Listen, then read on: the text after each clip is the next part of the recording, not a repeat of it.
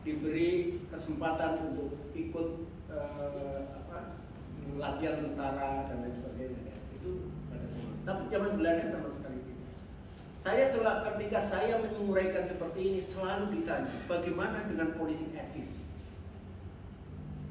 Politik etis adalah jadi mulai 1830 setelah ditangkapnya Diponegoro, kemudian dilakukan kebijakan apa yang disebut dengan Kulturstelsel, ya,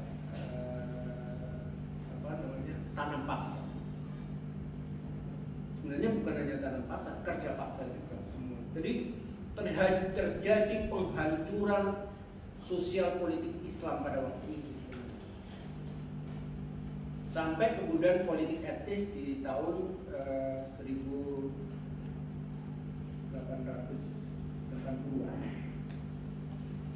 Siapa yang diuntungkan dari politik etis itu adalah para bangsawan tadi yang tidak boleh berpolitik, tapi dia difasilitasi untuk sekolah dan seterusnya. Dan para priai tadi itu, atau anak-anak priai pegawai swasta, Einländer ya, dulu Einländer dan seterusnya. Jadi para ulama pemimpin tarekat itu belum masuk dalam lingkaran politik etis. Pesantren itu masih di pinggiran sana. Pesantren itu baru masuk ke tengah itu ketika ada undang-undang pesantren kemarin tahun 2018.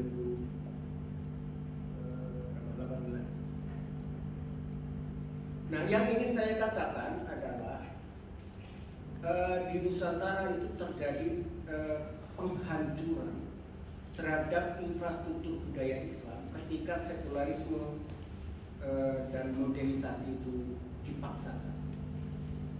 Meskipun demikian, Aswaja tetap menggunakan sintesis itu. Bedakan misalnya antara apa yang dilakukan oleh mayoritas Aswaja NU meskipun dihajar habis-habisan, bandingkan dengan apa yang dilakukan oleh DITI misalnya.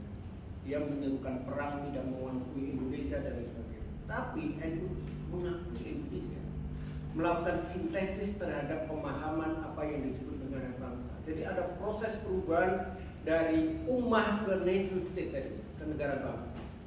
Ini adalah pelajaran yang sangat penting untuk diteliti, bagaimana apa yang terjadi di Ponorogo, apa yang terjadi di Surabaya itu akan berbeda-beda di samping secara nasional. Jadi ada sintesis yang saya mengungkapkan sebagai istihad yang juga bisa disebut sebagai habitus tadi, yang basisnya metodologisnya secara Islam adalah fikih, usul fikih dan qawaid fikih. Jadi usul fikih dan qawaid fikih itu face to face dengan metode positivistik.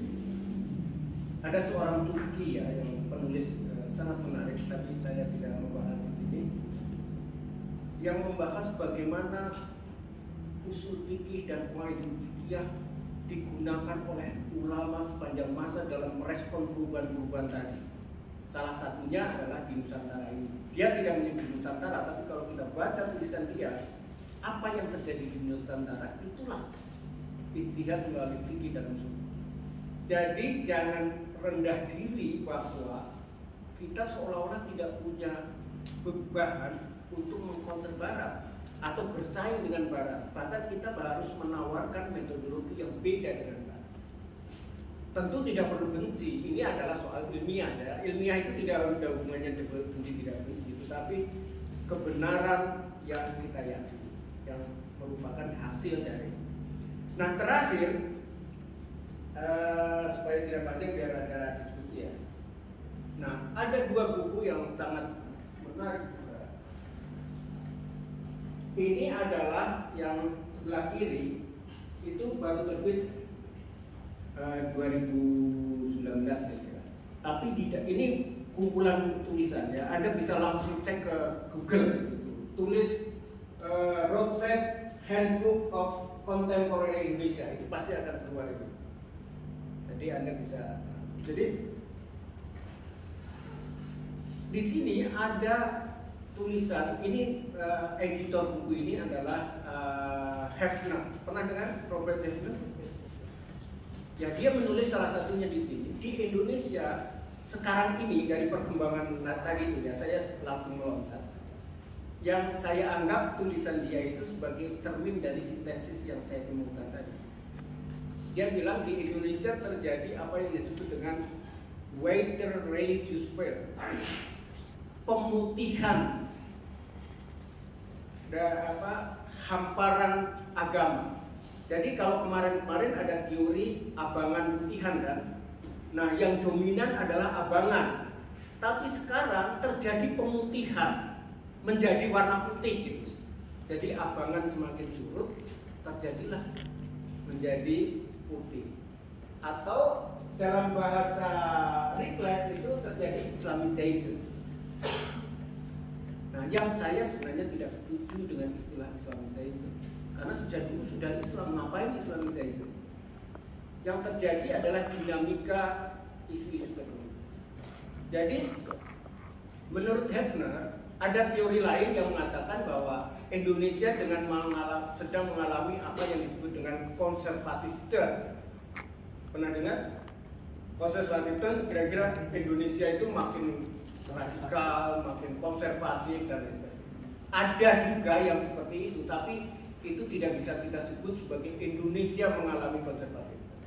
Yang mengalami konservatif itu ya MTA, FPI, HTI. Jadi nggak bisa dikatakan Indonesia mengalami konservatif, dan itu hanya cuplikan-cuplikan tadi. Nah, yang menurut saya mirip dengan yang saya yakini